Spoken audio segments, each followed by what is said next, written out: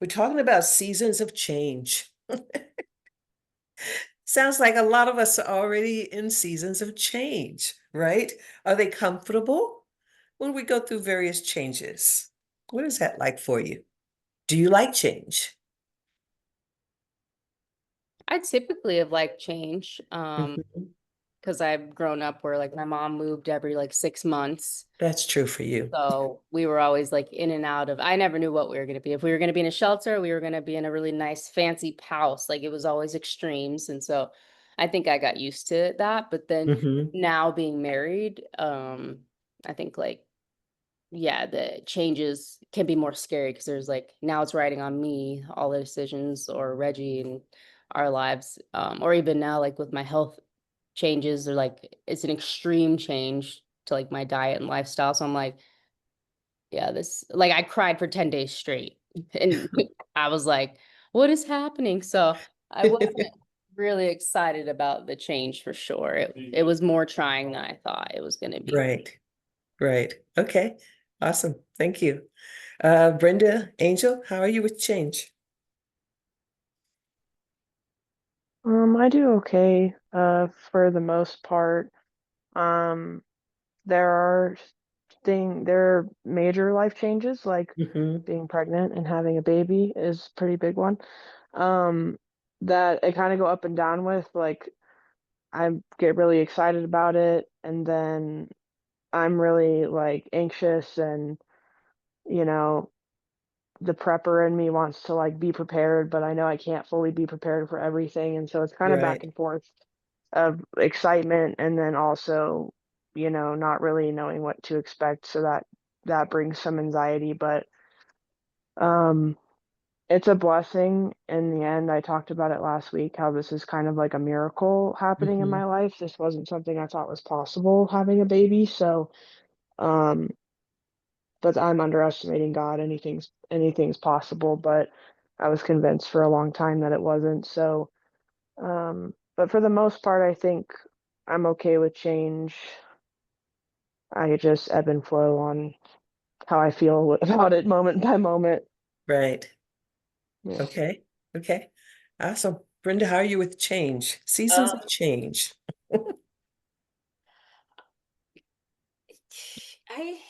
I so there's so many times I go, well, it's here. Let's I was going to go. say that smile says everything. Yeah. So that's how I am. I just go, okay, it's here. Whether I like it or not, it's here. I need Right. to I'm adaptable and flexible. So I guess, yeah. Yeah. All right. Yeah, that's what we're looking at tonight. Obviously, most of us already know the story. It's the Israelites in the desert. How do we keep our faith when we're in the desert? Because it's a challenging time. It's one thing when we're going through it, but we can kind of see our way through. But when you're in the desert and all you see every day, all day, rocks and sand and nothingness. Mm. When we see the same thing monotonously like that over and over again in our lives, what do we start doing? How do we start questioning? What do we start feeling?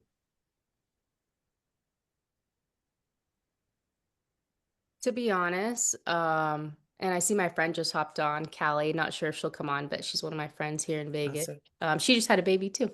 Oh, But to baby. be honest, like going through like struggling times or what you're mentioning about in the desert, I think, CZ, hold on, I'm trying to talk.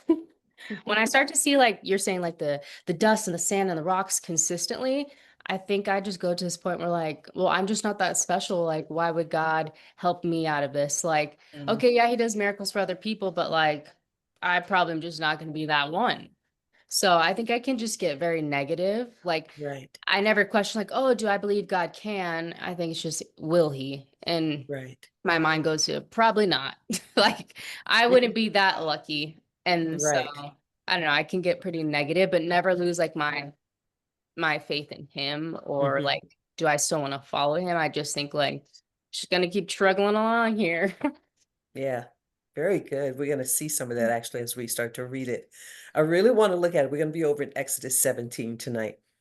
But I really want to look at and talk about how does it feel when you're doing the right thing but everything still seems to be turning out wrong, quote unquote. When you're doing the right thing, but you're getting negative outcome. I don't know if anyone's ever had that before, but we're going to see it. Brenda's shaking her head like, oh, girl, you're preaching to the choir. But let's take a look at it. In Exodus 17, you're going to need a reader. We're can going to take verses, this is water from the rock. So 1 through 7, please, Okay. someone. I can read that. I Thank am you. in the Amplified today. Then all the congregation of the children of Israel moved on from the wilderness of sin by stages according to the commandment of the Lord, and camped in Rephidim, but there was no water for the people to drink. Therefore the people quarreled with Moses and said, "Give us water so we may have something to drink." And Moses said to them, "Why do you quarrel with me? Why do you tempt the Lord and try his patience?" But the people were thirsty for water, and the people murmured against Moses and said, "Why did you bring us up from Egypt to kill us and our children and our livestock with thirst?" So Moses cried out to the Lord for help, saying, "What shall I do with these people? They are almost ready to stone me." Then the Lord said to Moses, "Pass before the people and take with you some of the elders of Israel, and take in your hand the staff with which you struck the Nile, and go. Behold, I will stand before you there on the rock at Horeb. There you shall strike the rock, and the water will come out of it, so that the people may have something to drink." And Moses did so in the sight of the elders of Israel.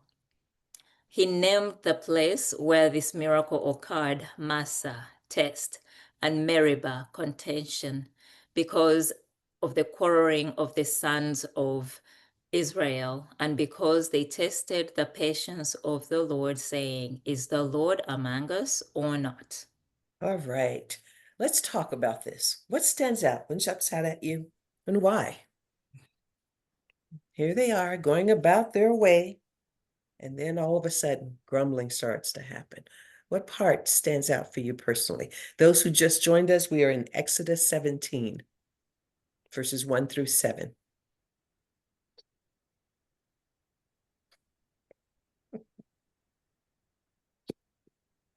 For me, I relate a lot to kind of getting to the point where you're kind of like, this is what you brought me here for? Like, seems kind of counterproductive. Or just impatience when you asked, how it feels to, kind of only see the desert. Mm-hmm. And the only word that really came to mind was impatience. I start to get like at the end where it's says, where did it say it?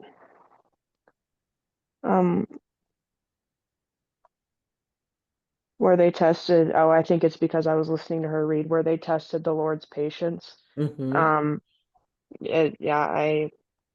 I get to a place where I'll be like, okay, God, let's go. And then I'm like, wait, this is what we came here for? I'm not really sure what to do. So, yeah. Right. Okay. Okay. There was Brenda. that part where, so all this time, I'm sure Moses has told them, God is taking you out of Egypt. God is leading you here. But they turn on Moses. They're like, "Why did you bring us out of Egypt?" Mm-hmm. Forget God, because God is not the person right here we can actually look at and blame, but you are here. So Right. Mm, give us the answers. Right. If you look at this, I know we didn't read what happened before this, but right before this, we had the manna that Mm. came from heaven. Mhm. So God has already proven himself, right, to be the great provider. So they went through this whole, he took them through the Red Sea. They survived all that. He gave them manna from heaven, survived all of that. Now they're on the road again. And hello, where's my water? And all of a sudden, we've got issues. But I wanted us to see when I was reading through this, the Israelites, they did exactly what God called them to do. When he said, I want you to wait and don't move until I move the cloud, they did exactly what he called them to do. But this is where they ended up. Have you ever felt that? And I know I started this question earlier. Ever felt like, God, I'm doing what you've asked me to do. I don't understand how I'm ending up here. Anybody ever found themselves feeling that disconnect? Because there's a part of us that feels, as a Christian, as a follower, if I do what God says, then nothing bad or negative should happen to me. Now, we know intellectually, we know in our minds that's not truth.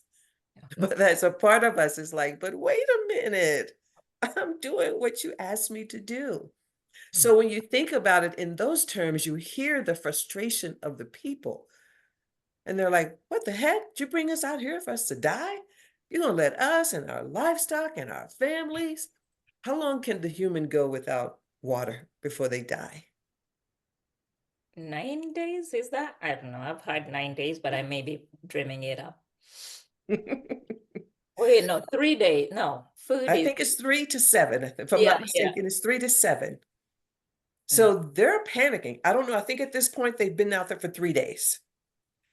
Did they have a realistic reason to be a little nervous? Yes? Yeah. Yeah, Yeah. because they couldn't see water. So yes, they had a realistic reason. Yeah. Again, like I said, when you're in the desert and all you see are rocks and sand, and what you're desiring to see, you don't see. Water. Where's water? There's a panic that comes over us. We all have our own different kinds of deserts. It may not be literally the desert, but there are times when we're stuck in a place where we're like, all I see are the problems.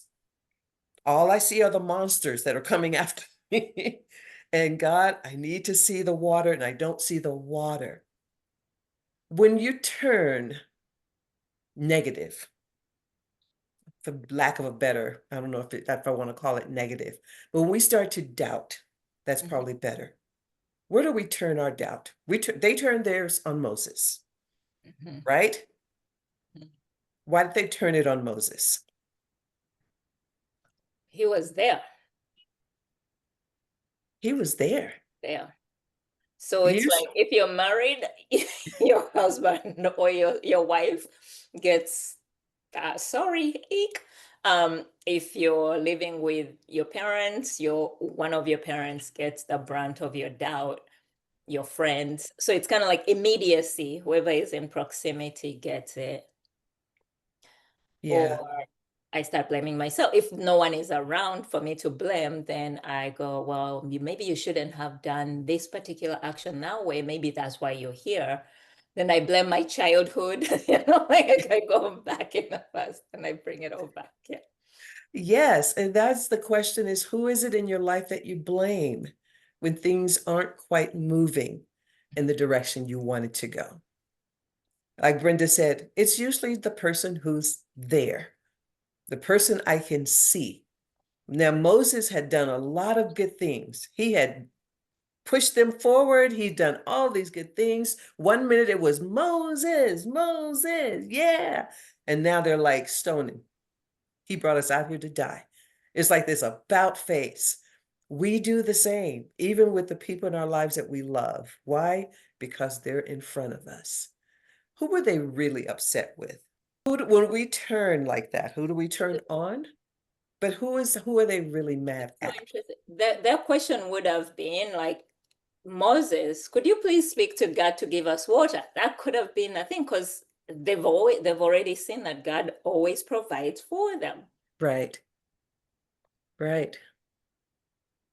But they didn't. Mm.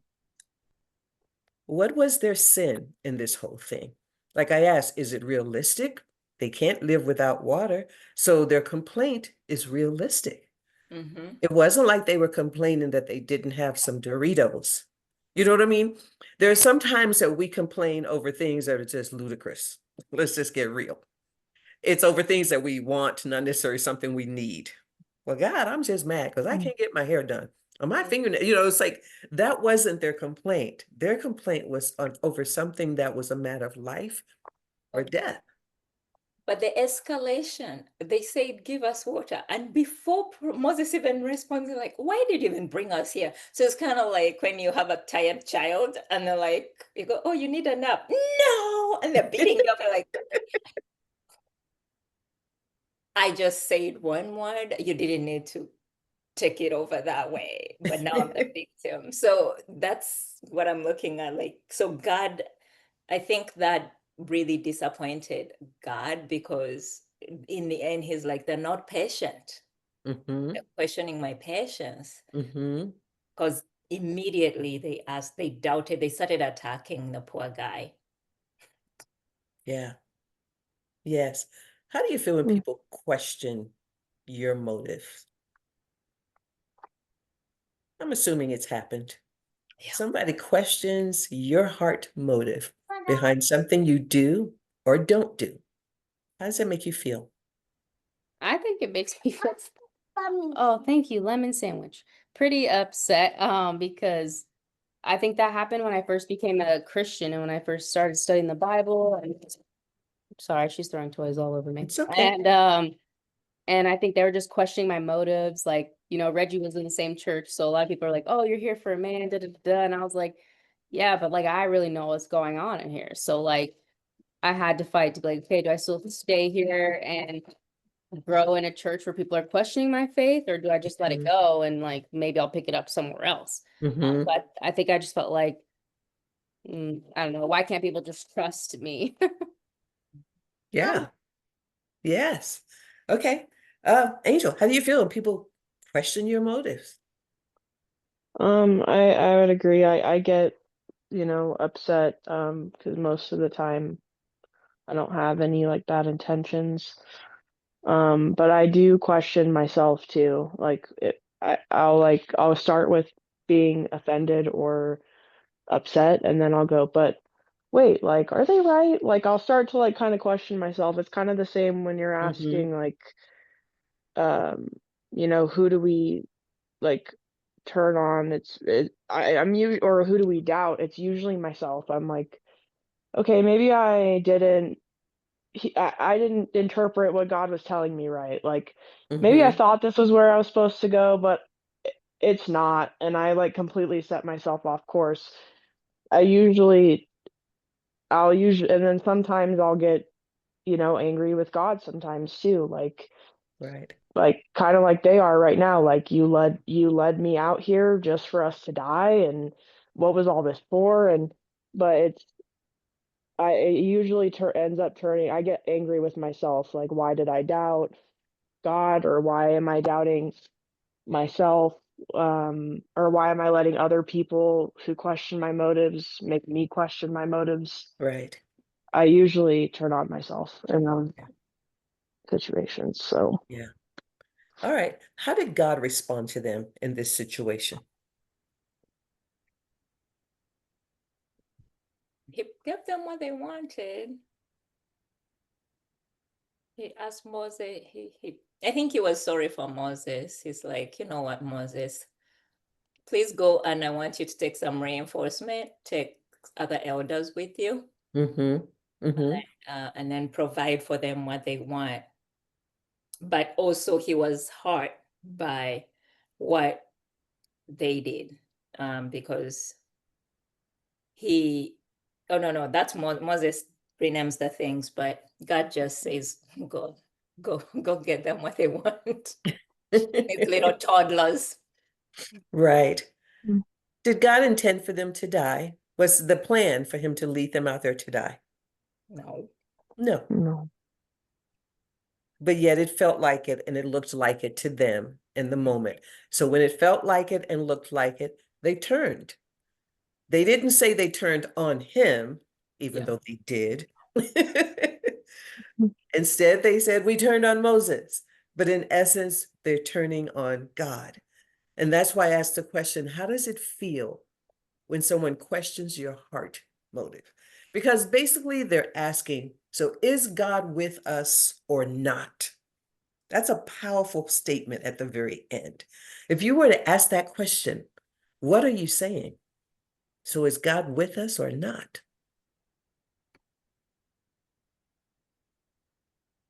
I think What I'd are we? be questioning his care, like, or his concern for me. I think that's why I connected earlier to um, like I'm not that special for him to have a miracle in my life. So like that would for me connect that like, oh, I don't think he's that concerned about me. Cause I think BJ in your studies, you've said like, Yeah, like this is his story. yeah. We're a part of his story. So I think I can make that maybe even bigger than it is and be like, yeah, so I'm just nothing. And like that's the end of it. So God's gonna do what God's gonna do. And Right. I'll just be along for the ride. And try to have joy through that. So Yeah. How do you think God feels about that? I love that. Thank you, G, for that. How do you guys think God feels about us thinking that way? Let's use G's example. How do you think God feels about us thinking that way? I know he can, I but he think probably won't, I at think least not for me. it hurts him because in in the story itself, he's like, oh, I brought you along because I care and I want to give you, I've already chosen to give you from my abundance. So when I doubt or when I go, "Ah, does he really even want to care?" It's like, oh, child, really? Really? Yeah. Yeah. So the real sin in this whole story, if we look at it, it wasn't the fact that they panicked, because I think we all would panic if we hadn't risked gotten water in 3 days. The human body can go without from 3 to 7. So you're kind of like, oh, okay, God, if you're coming through, now would be the time. Their sin wasn't the fact that they're panicking, but the fact that they ceased to see God in it. Mm. They didn't respond with spiritual thinking or actions, especially based on what he had just done. So if we think in terms of, let's say God literally Kelly looks like just had a baby. Again, beautiful. That's a miracle of God. Angel is about to have, that's a miracle of God. She's pregnant, she's going to have a baby. Now, what if in the same breath they both turned around and went, he would never do anything for me. God's like, hello, look at what I just did. See me. I was talking to a sister this week, and it was very much that, why me? God never ever he won't. I said, God is just trying to get you to see him. Sometimes we cease to see him. And when we're in our desert, whatever our deserts may be, it's harder to see him, because all we see are the rocks and the sand and all of that stuff. What did we find in the rocks? However, Water. Water came from the rock. the very thing they wanted, they were crying for, they were desperate for, was in their desert. What if the very thing that we're wanting, that we are upset at God about, that we're frustrated about, is actually in our desert? What desert are you dealing with right now? Again, as I said earlier, they had a physical, literal desert. We don't. We live in America. But we all have deserts. What's your desert right now? Sometimes I feel like, like a desert of like lack of good news on the governmental standpoint. I'm like, the tumbleweeds are coming. The tornado is gonna sweep. So yes, like that's where I am, and that is challenging my trust that God will still stay faithful Yes. in providing for those who I feel like are getting taken by these tumbleweeds in the desert. So that's Yes. it. Yes, that's a perfect example. We all have some kind of desert. That's definitely one that's the tumbleweeds are going right now. And in our freak out, we forget that God is in it. We Mm. do exactly what the Israelites are doing. He was not upset at them. We don't hear, "What's wrong with you people?" That's not the response. Instead, he was like, "Moses, show them that I'm here with them. I want you to strike the rock." And then out comes water. In our deserts, he's in there with us. The question is, do we see him? Because God tends to show up in unlikely places. There are many places in scripture where God shows up where you're going, what was that? Anybody think of examples where God has shown up unlikely places or in unlikely forms? When he talks to when the donkey talks to that dude, it's like, oh, this is great. Yeah, God showing up in a donkey to speak to Balaam to make him change his mind. Completely unlikely, Yeah. right? Completely unlikely. The story of Jesus being born in a manger, completely unlikely. If we comb through scriptures, you'll see where God just shows up time after time after time after time in ways that we would not expect. Mhm. Why does he do that? Why not just show up in the same way every time? Make it easier on us. I think because not everyone needs him to show up the same way. Like Mhm. we've all had different types of deserts. If it's like a desert in childhood, a desert in teenhood, collegehood, or now Mhm. presenthood. I think like the God I needed in college is not the same God like I need now in motherhood or in wifehood.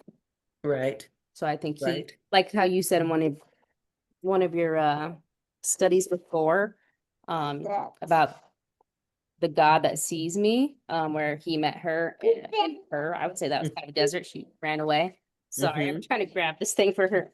But that's always stuck with me that like, oh, I now see the God that sees me. So like the individual, even though like I'm really big about Christianity being a communal thing, that's there's still this individual aspect that he sees us individually. Right, right. Yes, yes. He's out there, guys. He's in our deserts, but if we don't see it, we're living in the bitterness and the frustration that we're hearing the Israelites in. And he shows up in different forms because he doesn't want us to get accustomed to looking at him just one way. Mhm. If that happens, which it does, we put him in our beautiful little box and we put a nice bow on it. And we say, okay, God, stay in that box until I'm ready for you. Yeah. And then when I'm ready, I'll pull you out and I open up, go, oh, there you are. And then God is really more of a genie in our lives. Brenda. It's so interesting because as G was talking, I'm like, yeah, looking at God as a dynamic being. Because if I then put him in a box where I'm like, God always shows up this way, or this is where I go to find God, then I'll always be like, oh, well, I can't pray here because I always pray over there and God answers my prayers. So I will wait until there. Or you've heard of that story where this man is like sinking or something. He's on I don't know, like a capsized boat. And then he's like, God, please bring me somebody to save. And God brings all these little boats and he's like, nope, that's not God yet. No, that's not God. Yeah, so yes, always really being able to understand that God is dynamic. So I can't just say I meet him here and he comes, or it's more anywhere I am. I can commune with God and he will commune with me. Right, right. We say that we are Christians, we are faith walkers, but are we walking in faith if we have to see him in order to believe he's there? It's not faith at all. But yet, that's how we spend our day every day. God, where are you? God, why won't you? God, will you show me? It's like we are constantly calling God to prove himself over and over and over again. In other words, it's the equivalent of saying, yeah, I know you died for me, but die for me again, then I'll believe you. Okay, well, die for me again, and then I'll believe you. Mhm. What if that's how you had to prove your love to your husband or your wife or your children? Again, put ourselves in the position of what is God feeling when we are constantly seeking out proof that you really are, a proof that you really do. After all these years, however long we've been walking with God, are we still demanding that he prove himself to us? I was thinking about because okay, when you've been a Christian for so long and you've gotten accustomed to the fact that you want to testify how God manifested himself to you. So that becomes the driving force for how you're like, okay, God needs to show up so that I can then share about how God has showed up. And or that has become the determining force of whether you have faith or you're living in faith or not. So that constant desire to prove that God is in my life Mhm. can become the mode, and I forget to truly just be, even when I don't need to, there's nothing to share about. He's working, I just don't know, but I'm still going forward. So that's what I'm thinking. Yeah. Angel, was that a hand or you're biting your nails? Yeah. No, yeah. No, it is a hand. Um, all of this is bringing to mind like you're like we're kind of expecting our relationship with God to be transactional, Mm, which when you relate it to your husband or your wife, like I think about, if our love as husband and wife is dependent on constantly proving or constantly doing, yeah. um, that kind of question makes me question, like, do you really love me? And I feel like that's like when you say, what would God feel? It's kind of that, like, do you really love me? Because I have to keep doing for you to love me. And you forget all the things I've already done. Right. And it becomes this transactional thing. And if you aren't getting the transactions, then you're going to fall away and you're going to stop believing and you're going to stop loving him. And that in any relationship is a toxic place to be. Mm, You shouldn't be in people's lives just for what you get out of it.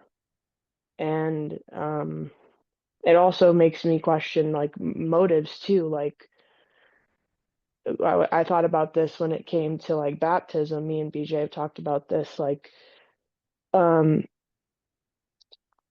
I was 16 when I got baptized, and I've been thinking about that a lot. Where it was like, did I get baptized because I was really like devoted and wanted a relationship with God, or did I get baptized because I wanted to be saved? And I wanted that in my back pocket of like, okay, well, I know I'm going to mess up, so let this be like my get out of jail free card. It was a transactional thing. So I think it's a dangerous place to be in when you look at your relationship with anybody, but God especially that way. Because sometimes people go their whole life without getting what they want or what they desire or what they think is ideal. So, and there's reasons for that. So, is your love for God based on just that, or do all the things that, like you said, when he shows up in unexpected ways, does that count for something mm, for your love for him? Not just the ways you want. right. That's beautiful. Thank you, Angel. Yeah, I think that as Christians, we have to constantly evaluate ourselves. And I'm not saying be down on yourself, but just take a look in the mirror and ask, am I asking God to continue to prove himself? How would I feel if my spouse or my significant other was constantly asking me to prove myself? You look at literally right before this, God gave them manna from heaven.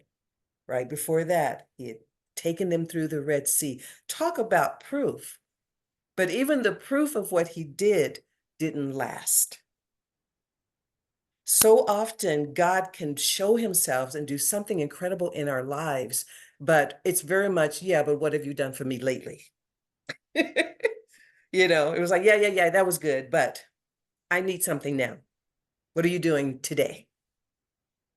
I want us to really examine ourselves and go, am I making God jump through hoops on my behalf? Or am I one who can say, God, you know what? Just like the Roman soldier we looked at a while back. You don't have to come to my house. All you have to do is say the word. And he said, your faith is amongst the greatest of faiths I've seen. Why? Because you're not asking me to prove anything. You're simply saying, because you say so, it'll happen.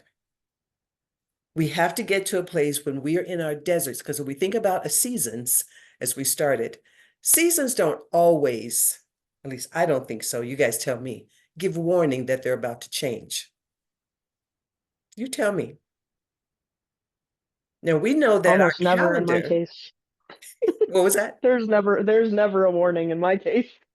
I don't At think least there's not here ever in been one. Reno. I don't know about Vegas, but in Reno, and the calendar may say it's a season change, but then sometimes out of nowhere, you get a storm that comes through, you go, whoa, where'd that come from? Or a couple of weeks ago, it got so hot. We were like, whoa, it's 88 degrees. Seasons come out of nowhere. So when we think about life seasons, they really come out of nowhere. It doesn't give you warnings. It doesn't say, I'm sure Kelly must have read or heard, girl, you're going to be tired. You're not going to get a lot of sleep. You get little bits and pieces, but you don't know the storm until you're really in it, right? Right. Yes, girl. How old is your baby? I think like 19 or 20 days. Oh, girl. Is- Yes. So, Yeah. Even earlier when G was saying, okay, Z is 3. Woo. Once they start moving around, that's a whole different storm. It's a beautiful storm. It's different, but it's a whole different storm. There's no way someone can give you a heads up on everything you're going to experience. But what if we turned on God every time something new hit us? You would be exhausted, for one, let alone your relationship with God. It becomes schizophrenic. I love, as Angel was saying, it's transactional. We don't want a transactional relationship with God. We want a relationship that is steady. That was the sin of the Israelites. God said, I understand. You're nervous. You're afraid. You've been three days without water. You're starting to freak out. I get that. But don't I have a record that stands for something? What's been God's record in your life? Because everybody's record's different. Give me a little glimpse. What's been God's record in your life?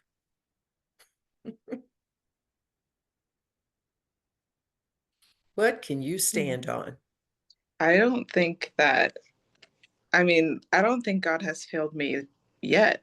I think that, if I were to be like keeping score of all the experiences I've been through that God Mhm, carried me through, mhm.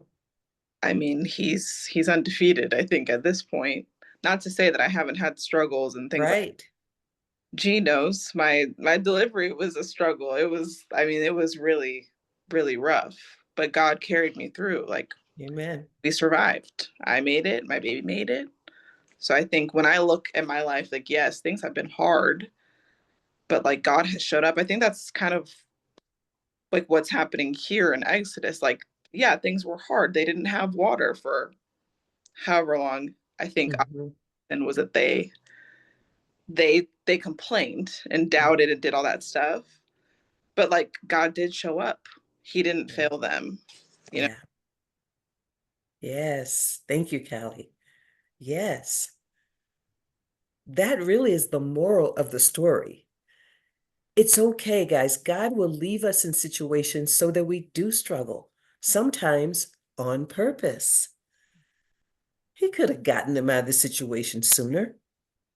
Again, there's nothing in here that says he was angry at him, but he was like, okay, Moses, okay, let's go show him again.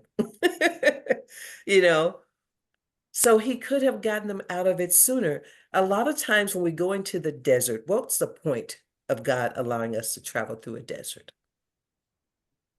Maybe Um, testimony that we can share from the experience. Okay, testimony we can share from the experience. Good, thank you, Brenda. I was also thinking, like, he could easily have told Moses, oh, walk them over there, like maybe a mile or so, there's water, right? But he's like, I want to show you that I can make the impossible possible from just the mundane. So here's a rock, and I'll just show you my majesty and how resourceful I am. So and also like to answer your question, I my whole life I just see how resourceful God is Mhm. and how he's provided for me and protected me. It's just been a study in resources. Yeah. Right, Mhm. right. Who was the lesson for? This whole section. Who is this lesson for? Because everything's a lesson, you know.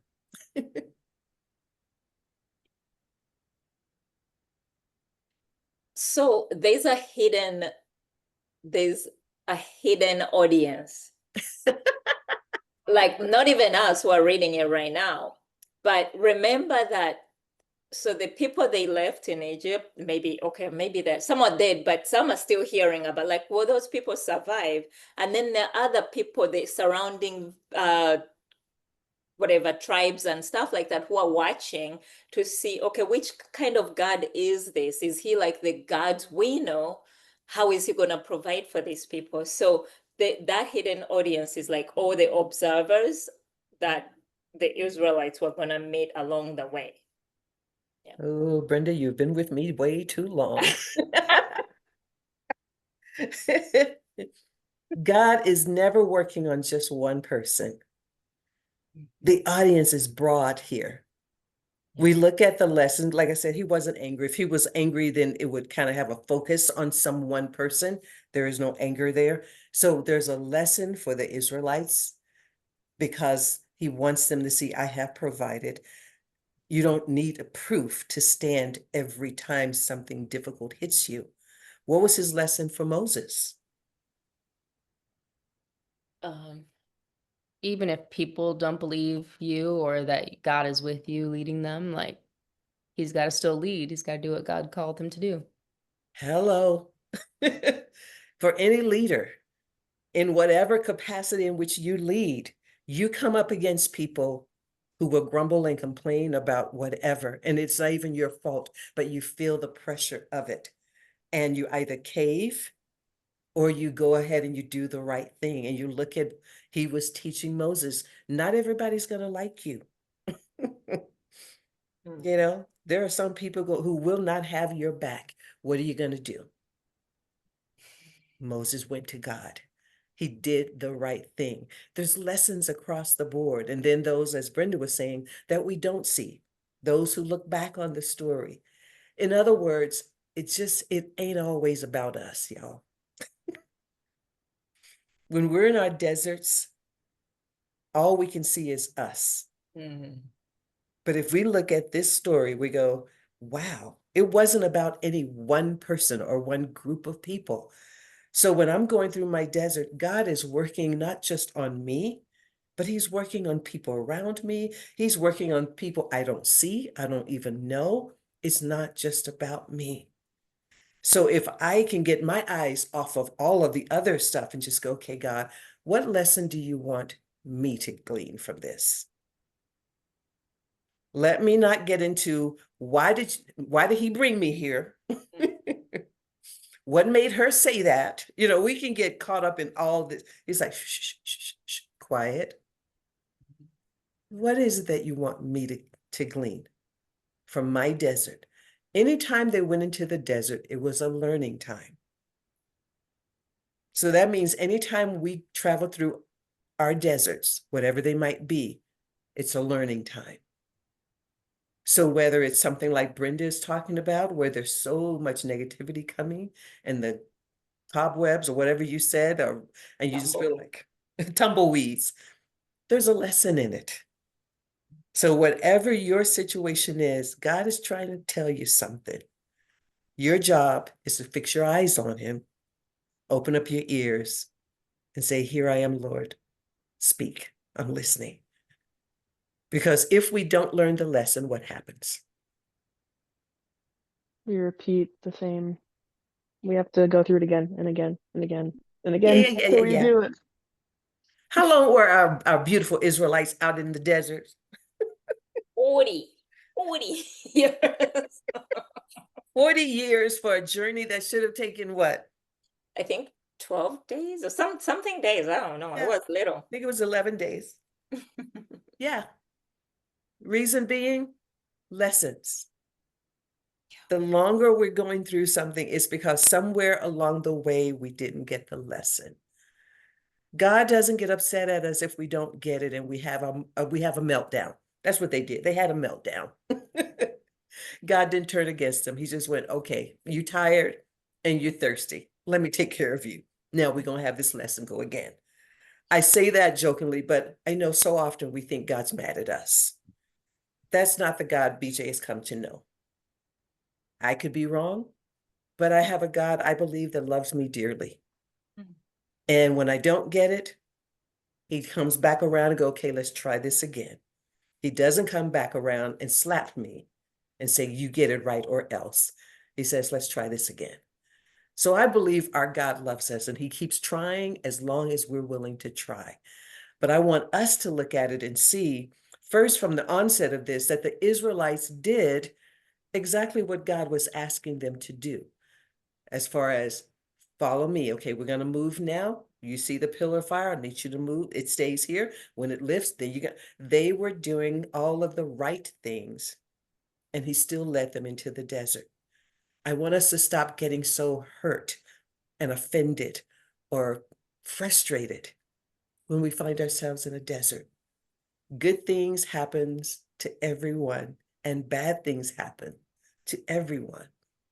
And we live in this Pollyanna mindset as Christians often that nothing bad should ever happen to us. And as long as we have that mindset, we're setting ourselves up for failure because it isn't God's way. It's what our way is for God.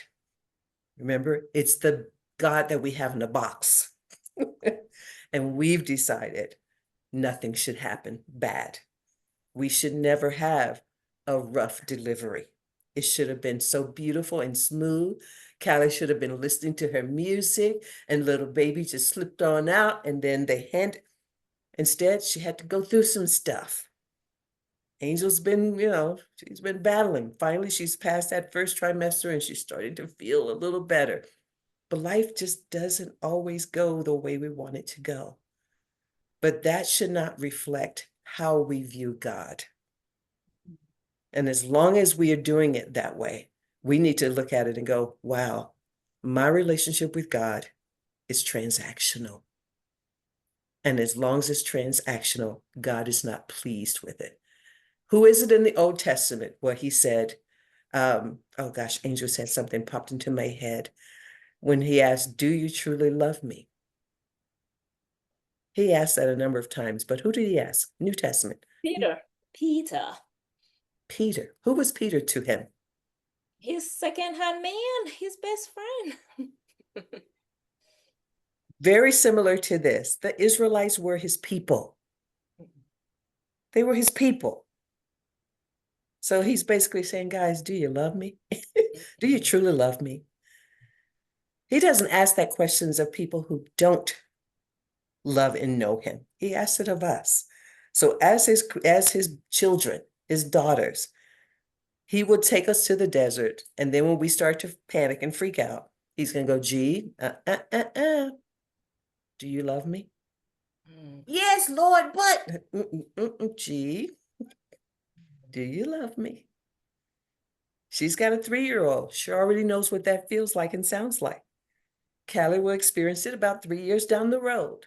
Angel in about 4 years. But God never turns his back on us. Even in our frustration, he sees that we are the children that we are. Okay? But I want us to see the Israelites were indeed his people. They remained his people. He loved them dearly. But in their frustration, they just threw a tantrum. He didn't get upset with them, but he did say, let me show you that I'm still here. Callie, I see your hand. I just had a question about something you said, because you were talking about how, like, if you don't learn a lesson, God will probably put you through the experience again or whatever, try to teach you the lesson Yeah. different ways. Yes. And I'm wondering how, like, if there's a general guideline to know, like, what the lesson is supposed to be, like, for example, if you're asking, like, okay, like, what's your desert? And you can think of something like, okay, this is my desert. Like, let's say it's like work or whatever it is. But it's like, how are you supposed to know what the lesson is that you're supposed to be learning? Is it always just faith? Like, is that always the lesson, or is there some guideline there? Well, it's not going to jump out and say, I am your lesson. But if you can pinpoint that, excuse me, that same question, God, I feel like I'm in a loop here. I feel like there's something you're trying to show me. Open my eyes, open my heart, help me to see it, because I don't see what it is. That's when you start to get more and more glimpses of what God is trying to teach you. Again, it's not going to be something that's going to jump on your windshield and go, this is it, Callie. But even people who are really close to you, but they really have to be close to you, you begin to see patterns in each other's lives that will also point in the direction of, maybe this is what God is trying to get you to see. You see what I mean? So a good part of it is in the asking.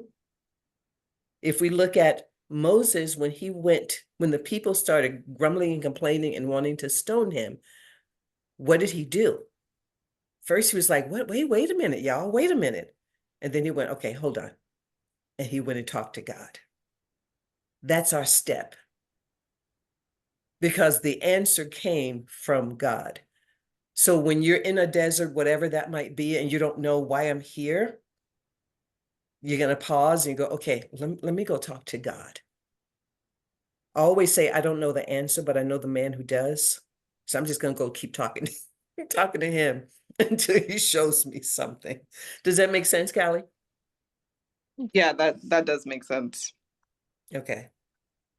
Yeah.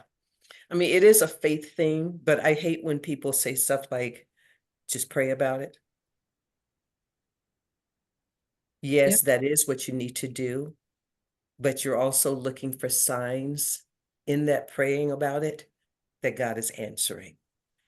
And that's why I said that's where you have to tap your friends and not just your acquaintances, but those who know you and go, girl, I think I need to be, what do you see? And if they're real, they're going to get real honest with you. And then you start to hear or see a pattern. And that's when you go back to God with, God, I think what I'm seeing is, direct me if that's right. Show me if it's wrong. God will start to reveal himself just as he did by bringing the water out of the rock. Does it make sense? It wasn't the place that they would expect to see him, but that's where he answered. All right.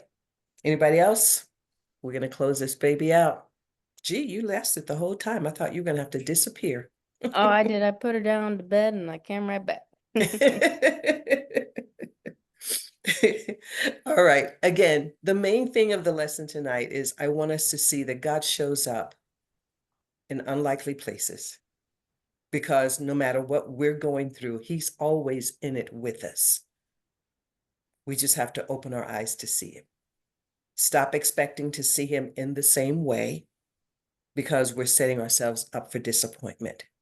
Stop putting him in a box and expecting him to stay there because he ain't gonna do it. He's not our dancing bear. Allow God to be God and for us to be the children who follow. When we get to a really dire situation, they were in dire straits. He knows it. He knows when we're so afraid, he's going to show up. In this case, the water is always there. So it's God, lead me to the water. Amen? Amen. Amen. Give me some feedback. What stood out for you tonight, if anything? Ouch. Yeah, I think it was really timely for me. I haven't been on in a while since a lot of my work stuff fell on these Tuesdays, and yeah, so it was nice to come back and then like to have something that was really relevant to my life now. My season ended, so my season is changing. Your season is And changing. typically this season I would have work. And now Right. that I don't have work, it's a significant amount of money that's not in our household anymore. So it gives everyone, like we're heightened, like, what are we gonna do? Right. And I don't just have like a job that's typical, like I can just find wherever, or so it just makes it seem like, oh, I don't know what's going on. And then like it feels like everything's piled. So you just saying like, okay, I'm still in the desert, like what am I, I can see kind of the changes from each week where my mind has been at. Mhm. So and then yeah, just taking a lot of what you said to apply it to my life. This one has been good for me for exactly right now. So Good, we're excited. good. Yeah, and when you find yourself in that panic, because that's her example really is exactly the example of the people. It's real. It's not something fluffy. That's when you go back and you remember, okay, all of the proof that God has shown me. He gives us something to stand on. It really Yeah. isn't blind faith. He's going, okay, I need you to go back and remember all that I've done so that when you start to feel a panic, you can go, he did it once, he'll do it again. Yeah, it was funny that you brought up how like, what have you done for me lately? It was right when I got the ACES job. Well, I thought I had no job in that season either. And even the ACES season had already started, Mhm. and someone had been let go of the job and they brought me in. And like it was just like, oh, okay, like out of nowhere a job came that I wasn't thinking about, that they had just created. It was new and all these things. And so I'm like, okay, like he brought us through like 6 months ago. Like, Yeah. okay, something's gotta happen again. But then I feel like I can't, like expect him to always come through because like he might not. And like I still will, you know, trust him and those things. So yeah, this is a good Yeah. one. So I appreciate it. Amen. Your water out of the rocks. Good. Good. Angel? Um, timely as well. I think what I'm taking most from it is to, you know, I'm really good at self-reflecting after all of the doubt and grumbling and complaining, um, but to catch myself really in the moment and stop myself from getting that far because I think it can be really easy to get caught in like the loop of, you know, I tend to like get caught on one thing and then just think of every other thing that's like, oh, but this is going wrong Mhm. and this is going wrong. Like to redirect and think about all the good things that have come and all the ways that God has shown up and provided for me and knowing he will again instead of just living in the negative spiral. Like I said, I'm really good at self-reflecting later, Right. being like, yeah, I didn't handle that the right way. I should have thought about this and that, but I really need to catch myself in the moment that I'm feeling those feelings and go to God like Moses did instead of, after the fact. So, Very good. Very good. Thank you.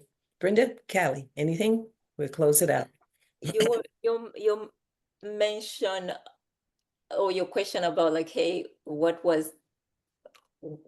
was God showing himself to type thing, like, so it made me think of like every time I'm going through something or I'm asking God, can you please show yourself in this way? Also asking myself, okay, who is the other unknown audience that God is trying to show himself to through what I'm going through? So that, and that sometimes might help me to actually not be mean-spirited, like it will make me more, like a kind of person, like you just become more aware of like wherever I am, God is working and people are going to see how God is working in my life. Mhm. And through that, they too will believe in God. So I need to allow him to shine in every way by allowing for that environment to be almost like creating a God-friendly environment. Mhm. It's convoluted, but in my brain, it makes sense. It makes sense. It makes sense out loud, even. Awesome. Callie, anything before we close it out? Yeah, no, I would just say this was like a good affirmation for me because my mom and I were talking today about like I've been stressed about what's gonna happen when my maternity leave ends. Like we're out here away from our family. We live in a different state. So I don't know like really what that situation is gonna be. But my mom, who is also an incredible, like she is a woman of God. Like even she was like, I just don't know how it's gonna work. And I told her, I was like, I really have faith that something is gonna like God is gonna move in some way. I just don't know what it's gonna look like. And I felt kind of delusional saying it, but then like coming into this like meeting, I feel affirmed in that. And then I also feel reminded that I need to apply that type of thinking and faith to other areas. Like there are small things where I kind of have thought, kind of like G said, like, I mean, God doesn't like care about this. Like, for example, like breastfeeding. I'm trying to breastfeed. It's not going well. I could cry right now just talking about it because it's been so bad. But like in my mind, I'm like, God doesn't care about like breastfeeding. Like, we have formula, we'll get the baby formula if we have to. But this is a good reminder for me. Like, I need to pray about it. Like, I need to go to God about it. It's not why would he not care? I mean, he's cared about everything else in my life. So I think this was just really like it was just really timely and affirmed things for me. Beautiful. Awesome. All right, guys. I love what I'm hearing because we are a reflection of the Israelites. All those people in the desert all had individual lessons they were learning. They were in the same lesson, but they were gleaning different things. And every woman on the screen basically are saying, "Oh yeah, I'm dealing with this. Okay, oh yeah, God needs help." We're all going to be learning this collectively, but yet individually. Give yourself some grace and mercy because you're not going to get it just because we had a little lesson on it. It will take time. But the main thing is that God is in it with you. He was the water in the rock. He will show up in the least expected places because he does care. And Satan's number one seed of doubt that he plants, which both G and Callie has mentioned, why would he care about me? We've got to combat that by looking at what he's already done for us. He's saying, yeah, let me show you how much I care about you. Remember this? Remember this? Oh yeah. And remember this? There's so many, we can't even count, we can't even conjure them all up. Even if we try to write them all down, we couldn't begin to remember all of the wonderful things God has done in our lives. But they're there just so that we have proof. He really does care about little old me. We now need to start to believe it. Amen.